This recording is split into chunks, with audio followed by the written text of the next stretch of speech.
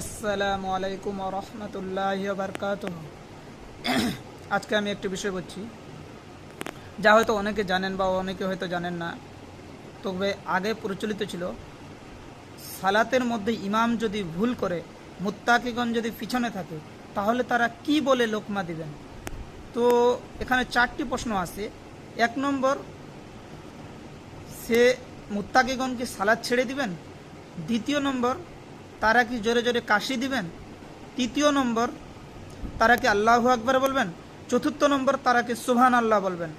তাহলে আগেকার অনেকে বইয়েছিল কি যে আল্লাহু আকবার বলে লোকমা দিতেন, কিন্তু সঠিক যেটা নিয়ম হচ্ছে সেটা হচ্ছে কি, যদি ইমামগণ ভুল করে তাহলে তাকে সালাত ধরিয়ে দেওয়ার জন্য সর্বপ্রথম যে কেউ একজন সুবহান আল্লাহ বলে লোকমা দিতে হবে। সুবহান আল্লাহ বললে ইমাম তার নিজের ভুল বুঝতে পারবেন এবং সালাত শুধরিয়ে নেবেন এবং সে সালাত পরিশুদ্ধভাবে আপনাদেরকে পড়াবেন। তাহলে আমি যে বিষয়ে আপনাদের জানাতে চাই সেটি হলো এই, যদি ইমাম কোনো ভুল করে তাহলে সেই ইমামকে ভুল ধরিয়ে দেওয়ার এক নম্বর হলো সুবহান আল্লাহ। আপনারা সুবহান আল্লাহ বলবেন যে কোনো একজন। আসসালামু আলাইকুম ওয়া রাহমাতুল্লাহি ওয়া বারাকাতুহু।